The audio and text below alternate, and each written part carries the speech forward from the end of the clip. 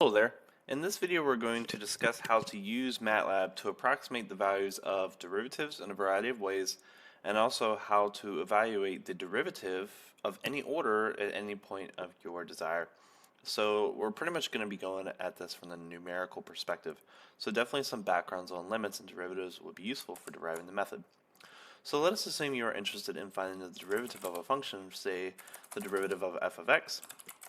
As we know, we can find this as doing the limit as h approaches 0 of the difference quotient f of x plus h minus f of x over h.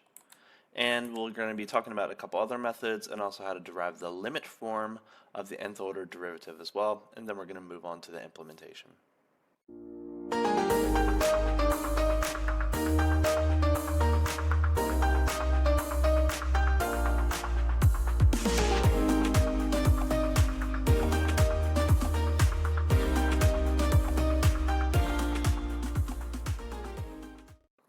Alright, so most people typically refer to this as just the definition of a derivative, but some people will go a little step further and call this the forward difference method for approximating the derivative. And there are two other variations that one may take for the definition derivative. One of them would be the derivative of f of x is going to be equal to the limit at h approaches 0 of the difference f of x minus h all divided by h. This is referred to as the backwards or the backward difference method. And you can verify via the Taylor series that both of these are first order approximations if you drop the limit sign. And another approach would be the limits as h approaches 0 of f of x plus h minus f of x minus h all over 2h. And this is what we refer to as the central difference method.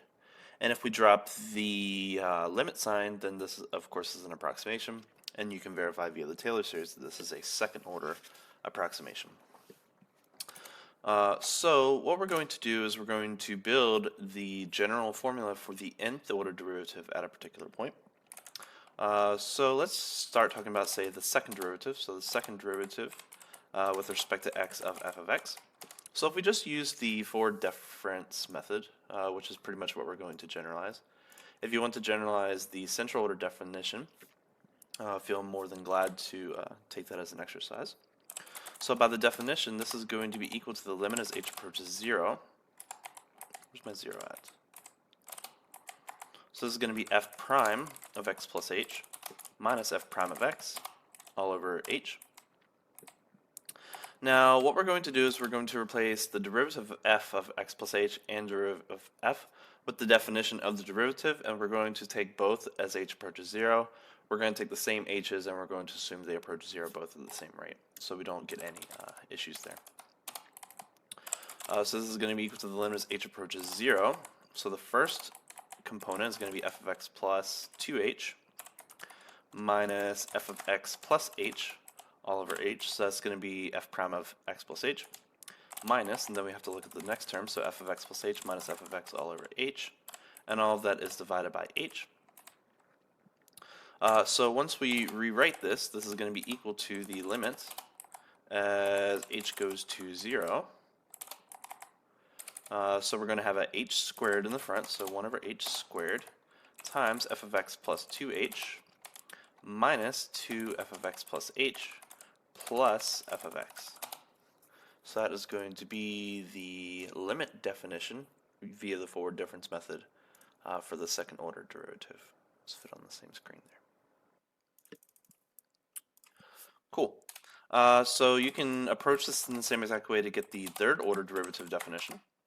So the third derivative of f of x can be found via the forward difference method, via the limit as h approaches 0 of 1 over h cubed. That should be obvious. Then it's going to be f of x plus 3h minus 3f of x plus 2h plus 3f of x plus h minus f of x. And that's going to be the third order forward difference method for the definition of the third derivative. So you should be able to verify this for yourself, and so you can at least agree with this statement.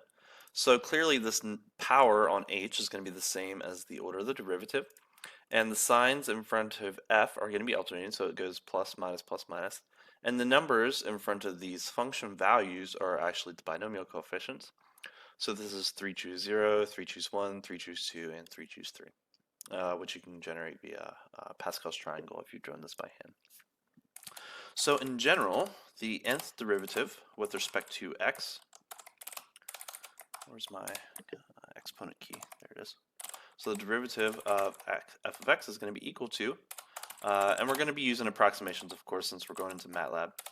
So this is going to be 1 over h to the power m, where h is something close to 0, times the sum, so we're going to do a summation, from, let's go from k is equal to 0 to m, and then we're going to have some binomial coefficients. So let's input some binomial coefficients, and this is done in, and I'm typing all this in Microsoft Word, just in case you're curious. So this is going to be n choose k times negative 1 to the power of k, because some people don't like Word, they prefer like LaTeX or some other software. And then we have f of x plus n minus k times h. So that would be the general forward difference method approximation for the nth order derivative. So now we pretty much got that formula straight. Now we can go to MATLAB and implement that out. So let's open up some MATLAB and get to coding. So let's begin with some basic cleanup skills. We're not really doing any figures, so close all probably is not necessary. So let's create a function that we're going to calculate the nth derivative at. So it's going to be a function of a single variable x. And let's do 3 times x. So let's do 3 times x squared plus 4 times x plus 1. Now, out of priority, sometimes we vectorize these operations just in case you want to use, plug in a vector into f instead of a single number. But that's just in preference. It's not really necessary for this type of example, but it's just some things to keep in mind. So what we're going to do is we're going to create a function, and we're going to call it the nth derivative of a function f. We're going to evaluate this function at a particular number, a, and that derivative is going to have some so it's going to be the nth derivative evaluated a. I guess that makes more sense. So let's assume we want to find the first derivative of a function, and let's evaluate that at, say, the point 2. So let's create this function here. So this is going to be a secondary function, and this function's name is going to be n derivative with parameters f, n, and a. All right, so what we're going to do, let's first comment everything that we're going to use. So f is going to be a function handle of one variable. So in case you're not familiar with the syntax, the percentage is used for comments. So x is going to be the location of evaluation. I mean a, not x. Instead of f of x, it's f of a. We're also going to do the order, so n is the order of the derivative. And also let's return the value d. So d is equal to the nth derivative of f at x equals a. So that's pretty much what d, f, n, and a represent here. Alright, so we're going to begin by making h an arbitrarily small number close to 0. The closer to 0 the better, but make sure to keep in mind computational limitations. Since we're going to be adding up things, we're going to initialize our sum to be equal to 0. And since our sum indices range from 0 to n, that's going to be the same as my for loop iteration. So the sum from 0 to n. So we're going to add up all of the values, and then we're going to divide by h at the end. So this is going to be d plus, so we're going to begin by doing the combination part, so n choose k. So in MATLAB, that's going to be n choose k. So that's how to do combinatorics in MATLAB. So n choose k. Then we're going to multiply by the alternating portion, so -1 to the power of k.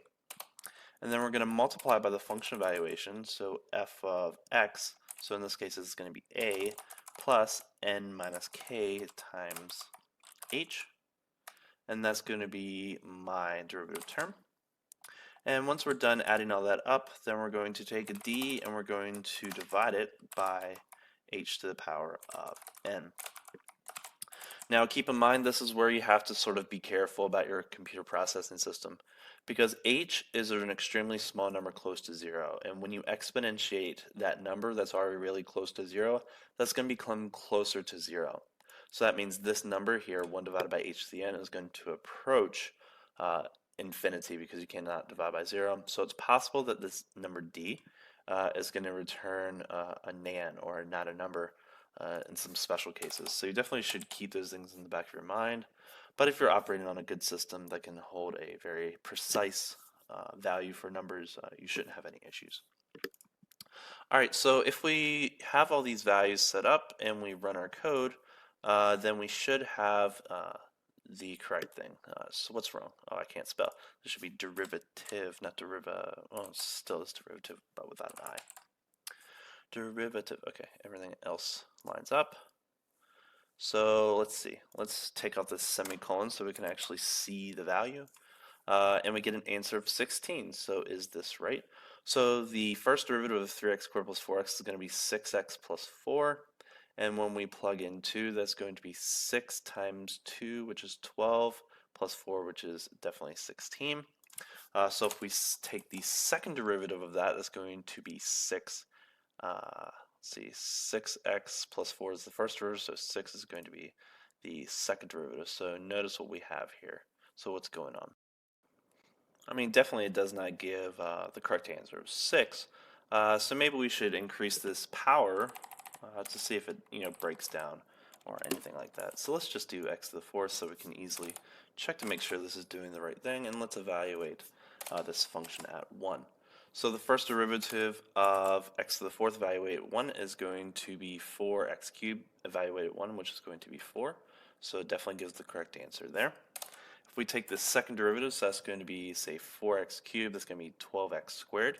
So it should be something close to 12.